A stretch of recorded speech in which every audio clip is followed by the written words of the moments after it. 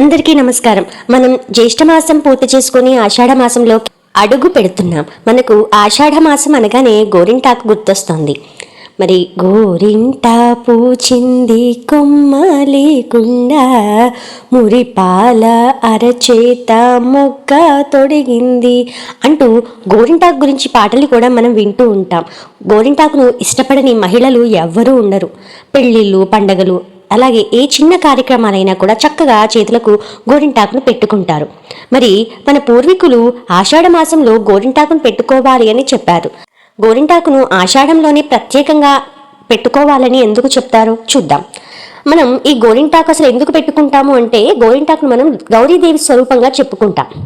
గోరింటాకు మన చేతులకు అందంతో పాటు ఆరోగ్యాన్ని కూడా ఇస్తుంది. ఒకప్పుడు చక్కగా చెట్టుపైన ఉన్నటువంటి ఆకుని నూరి పెట్టుకునేవాళ్ళు. కాలక్రమేణా వచ్చిన మార్పుల వల్ల మనకు మార్కెట్లో దొరికే కోన్లను ఉపయోగిస్తున్నారు.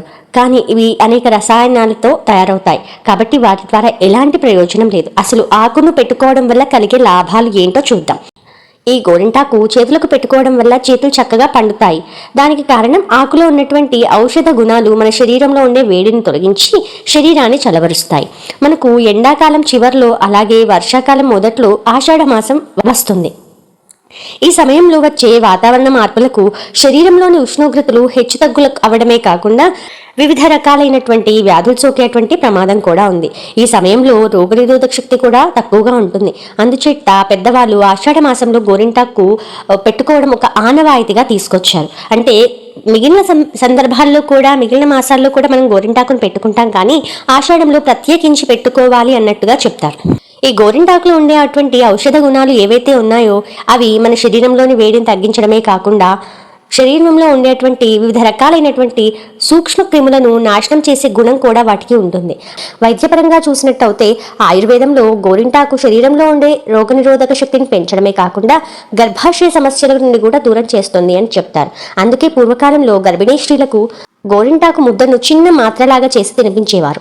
దానికి కారణం ఏంటంటే, గర్భాశయంలో ఏమైనా ఇబ్బందులు ఉంటే వాటిని నాశనం చేసేటువంటి గుణం గోరింటాకు ఉంది అని మన పూర్వీకులు ఈ ఆచారాన్ని అందుబాటులోకి తెచ్చారు.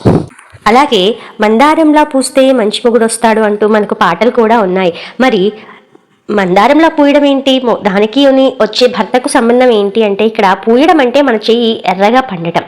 అంటే మన చెయ్యి ఎంత చక్కగా పండితే మనకు అంత మంచి భర్త వస్తాడు అనేది ఒక నమ్మకం. మరి గోరింటాకుకు భర్తకు సంబంధం ఏమిటి అంటే, అందంగా ఉండేటువంటి అతివలు సున్నితమైన తమ లేత చేతులకు గోరింటాకును పెట్టుకుంటే శరీరంలో ఉన్న వేడినంతా లాగేసిన గోరింటాకు చేతులకు ఎరుపుదనాన్ని ప్రసాదిస్తుంది. శరీరంలో ఉండేటువంటి రోగనిరోధక శక్తి పెరగడం వల్ల, వేడి తగ్గడం వల్ల వాళ్ళు పెట్టుకున్నటువంటి గోరింటాకు ఎర్రగా పండుతుంది. కాబట్టి అలా ఆరోగ్యంగా, అందంగా, ఆనందంగా ఉండే భార్యను భర్త ఎప్పుడైనా చక్కగా చూసుకుంటాడు. అందుకే పెద్దలు దివ్య దృష్టితో గోరింటాకు ఎంత బాగా పండితే అంత మంచి మొగుడు వస్తాడు అని చెప్పారు. ఇదండి ఆషాఢ మాసంలో గోరింటాకు పెట్టుకోవడానికి గల ముఖ్య కారణం. వాతావరణ మార్పుల ద్వారా వచ్చినటువంటి వ్యాధులను నివారించడానికి, చేతులకు అందంతో పాటు మానసిక, శారీరక ఆరోగ్యాన్ని పెంపొందించడానికి మనందరం కూడా చక్కగా ఈ ఆషాఢ మాసంలో గోరింటాకును పెట్టుకుందాం. ధన్యవాదాలు.